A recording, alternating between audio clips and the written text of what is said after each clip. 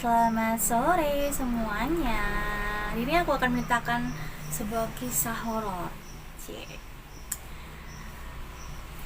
Makasih ya udah klik video ini teman-teman yang tadinya aku selalu tidak menampakkan diri.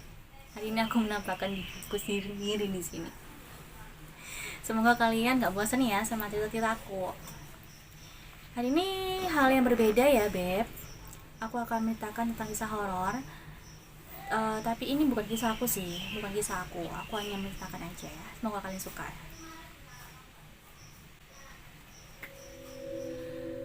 Bulu kuduku meremang setiap kali melihat rumah nenek meskipun dari kejauhan. Lagi-lagi teringat kenangan masa kecil yang menyeramkan di rumah itu. Perasaan aneh, bahagia terimpit, selalu merangkau saat kembali di rumah itu. Rumah nenekku adalah bangunan tua yang terletak di daerah Karanganyar Solo. Lokasinya yang terletak di sebuah perbukitan menambah kesan asri tapi sibuk. Walaupun demikian, rumah nenek ini selalu menjadi pusat perhatian warga dan tidak pernah sepi. Keramahan serta jiwa sosial kakek dan nenek lah yang membuat rumah itu selalu ramai dengan bermacam-macam acara kampung. Kakek dan nenek selalu meminjamkan balai-balai di samping rumah untuk rapat RT atau RW.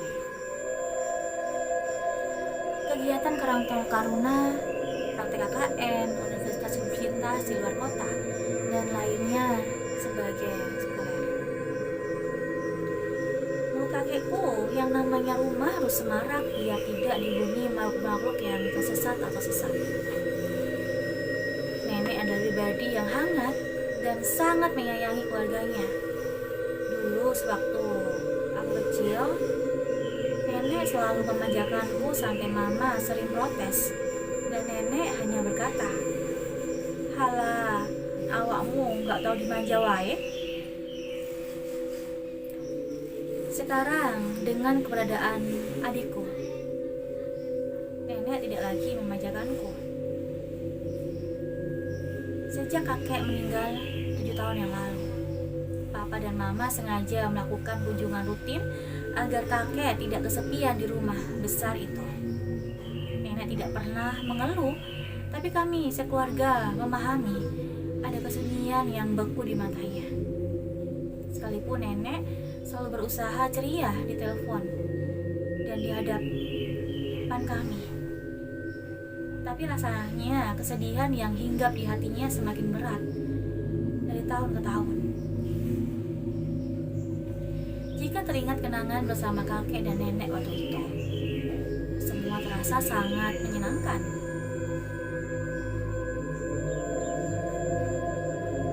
Sesempurna apapun ingatan masa kecilku membungkus kenangan itu, selalu ada hal yang mengganjal yang mencuat dari pikiranku sampai saat ini.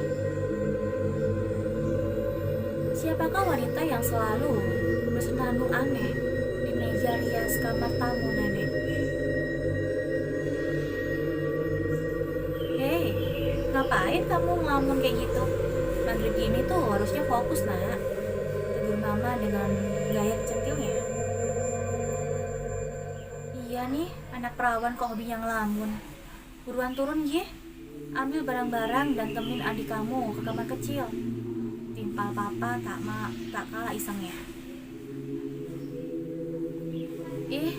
Mama sama papa nih kompakan. Emang kalau iseng, sautku sembari turun dari mobil dan buru-buru pergi ke arah bagasi.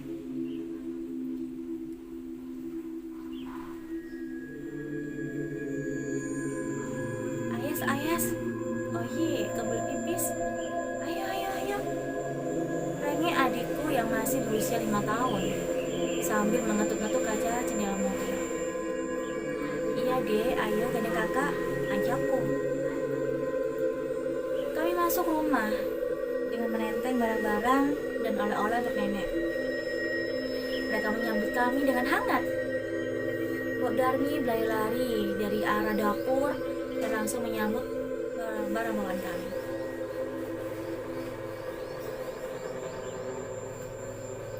Sudah, Neng, taruh-taruh saja di depan, biar Pak Gondo dan Simbok yang angkat. Katanya buru-buru. Tak lama setelah itu, Pak Gondo sudah berada di teras samping menyengir. Nenek, seruku sambil memeluk ya. Ya ampun Laras, kamu makin lama makin tinggi aja. Udah punya pacar belum? Canda nenek. Pacar? Jangankan pacar, Nek, gebetan aja gak punya, sautku sambil melirik mama. Terus kenapa kamu jadi pasang tampang protes ke mama? Tanya mama heran sambil mencium kedua pipi nenek. Secara papa sama mama kayak hansip, kerjaannya monitoring mulu, adekku. Jadi intinya mama si Laras dilarang punya pacar dulu sampai lulus UN SMA. Tegas papa sambil mencium tangan nenek, baru kemudian mencium kedua pipinya juga. Sudah, kalian ini kalau kumpul berisik mulu. Loh, mana Lori? Tanya nenek dengan heran. Aku langsung menoleh ke kanan dan ke kiri. Teringat rengekan Lori yang minta diantar ke kamar kecil karena takut keburu mengompol.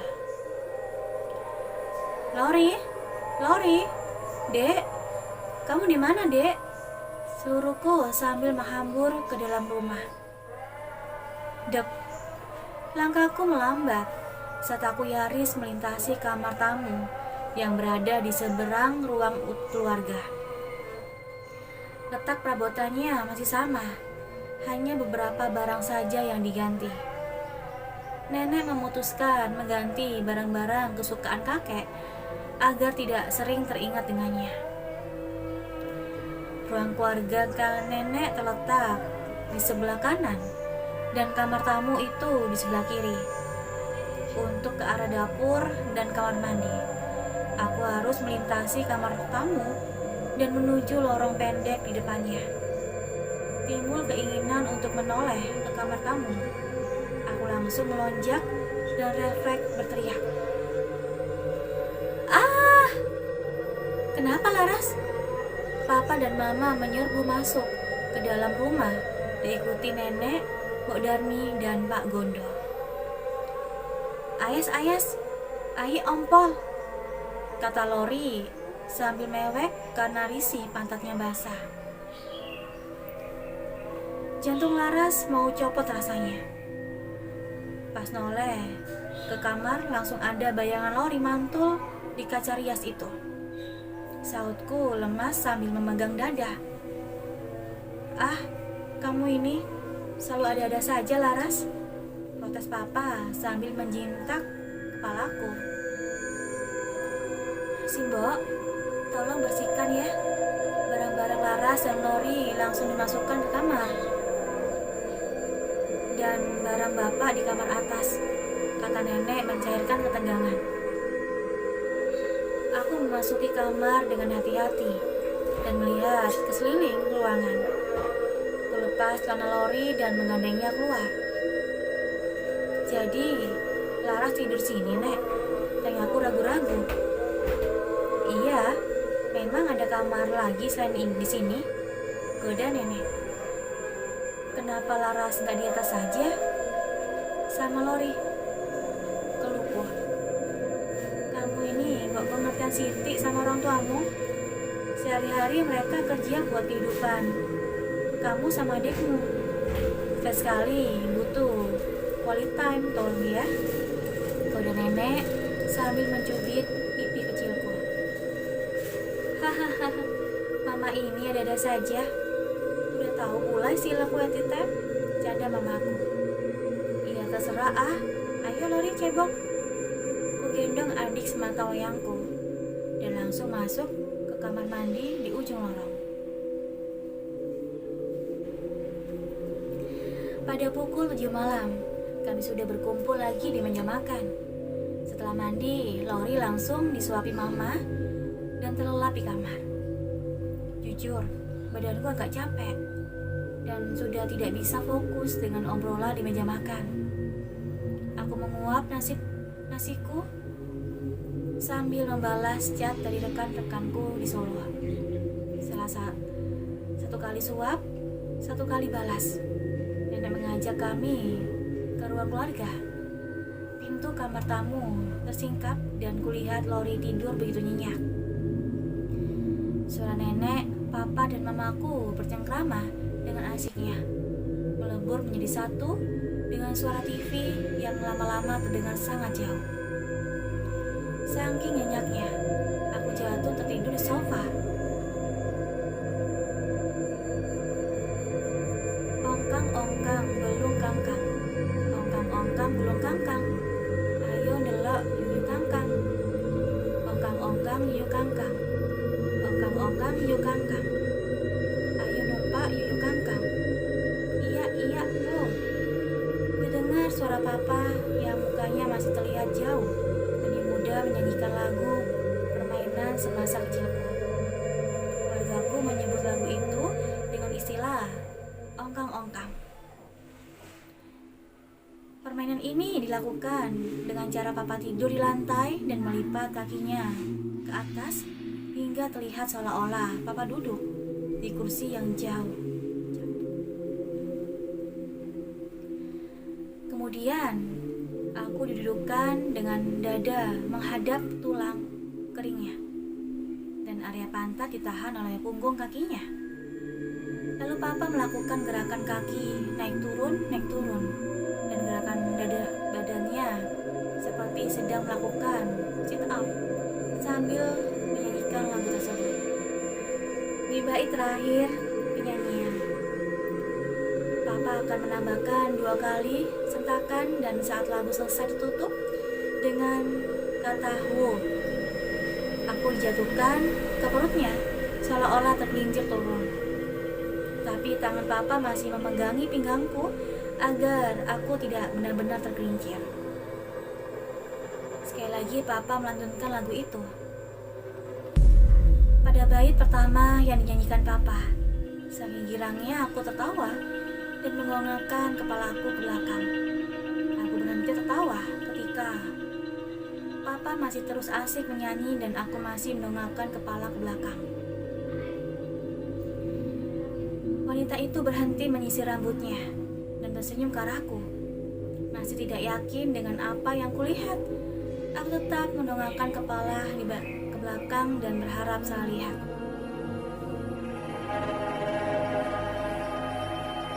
Pada posisi mendongak, aku melihat wanita itu lagi, dan dia sudah berada di tengah kamar seperti hendak keluar menuju ke arahku.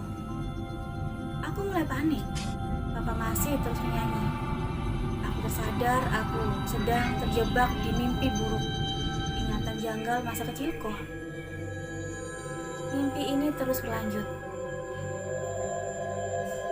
Saat kembali pada posisi mendongak, wanita itu sudah di ambang pintu.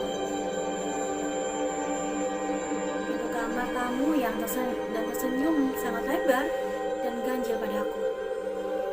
Aku merinding dan ingin berteriak, tapi badan serta pita suaraku seperti kehilangan daya. Pada posisi mendongak lagi, aku tak lagi melihat wanita itu. Perasaanku menjadi sedikit lega. Saat hendak kembali ke posisi normal, tiba-tiba ada tangan besar yang menekan kepalaku. Aku bisa merasakan kukuku yang tajam menggores kulit kepala di bagian sela-sela rambutku. Kukunya yang dingin terasa berlindir di kepalaku. Aku teriak-teriak sekuat tenaga dan berharap segera bangun dari mimpi. Nenek, papa, dan mama menoleh ke arahku dengan bingung. Aku mengusap-ngusap mata dan menyesuaikan diri dengan kondisi saat ini. Aku berbaring di sofa dan melihat pintu kamar terbuka. Meja rias itu seolah-olah terlihat begitu besar dan mengintimidasiku. Aku bergidik dan bangun di sofa dan langsung menjawab rasa penasaran ketika orang dewasa di depanku belum lebih banyak bertanya muncul padaku. Laras mimpi dikejar anjing. Gerutuku lemas beralasan. Yakin dikejar anjing? Kok keringetnya banyak gitu? Saut nenek. Beliau terlihat khawatir dan menyentuh tangan, kaki, dan terakhir jidatku. Memang keringatku keluar banyak sekali, dan aku yakin ini karena rasa takut dari kecil yang tanpa alasan. Aku terlalu memikirkannya tadi, apalagi badanku memang capek. Iya nek, beneran dikejar anjing kok. Laras capek dan mau istirahat aja. Aku berusaha menenangkan nenek agar tidak khawatir. Itu juga dengan papa dan mama. Dikejar anjing pun kalau orang Jawa bilang bisa jadi pertanda tidak bagus loh nak, tambah nenek. Aduh, niatnya mau bikin kalem nek, malah jadi panjang karena salah pilih aktor hewannya. Ah, nenek jangan nakut-nakutin. Yang ngejar memang anjing, tapi lucu gitu. Dasar Laras, dari dulu takut sama anjing aja. Takut digigit. Tenangku sambil berpura-pura menggeliat agar terlihat meyakinkan. Ya udah Ki, Laras masuk kamar nemenin adik. Papa dan mama juga mau tidur nih. Serga papa sembari mematikan televisi. Mama pun beranjak sambil membuat lebar. Nenek dengan berat hati ikut berdiri. Ia masih menunjukkan raut muka yang khawatir dan memandangiku dengan sesama. Tak nyaman dengan pandangan nenek, akhirnya aku pura-pura menguap dan menyoyor masuk ke dalam kamar. Aku sedikit tertegun saat berhadapan langsung dengan meja rias tersebut. Pikiranku masih berkecambuk akibat mimpi barusan. Ah, hanya mimpi. Gumamku untuk memantapkan hatiku sendiri. Aku menghampiri Lori dan menarik selimut. Kepeluk Lori agar merasa tenang. Aku sudah seperti punya guling imut saja. Mataku kian berat dan kulihat nenek mengintip di ambang pintu. Jangan lupa berdoa ya Laras, pesannya sebelum mematikan lampu dan menutup pintu. Cahaya remang-remang semakin merampas kesadaranku. Aku langsung jatuh tertidur tanpa berdoa. Sekilas aku melirik ke bawah meja rias. Antara mengantuk dan sadar, aku melihat wanita itu. Dia duduk di kursi meja rias yang di pintu warna coklat. Senyumannya yang menyeringnya di pantulan dari kaca di depanku. Kukunya yang panjang terlihat kotor. Ia tidak memegang sisir, tapi potongan tangan boneka untuk menyisir rambutnya. Tunggu, itu bukan tangan boneka, melainkan potongan tangan manusia asli, seukuran tangan Lori. Aku ingin melebarkan mataku untuk memastikan penglihatanku sendiri. Namun rasa kantuk telujur membiusku dan aku pun terjatuh tertidur.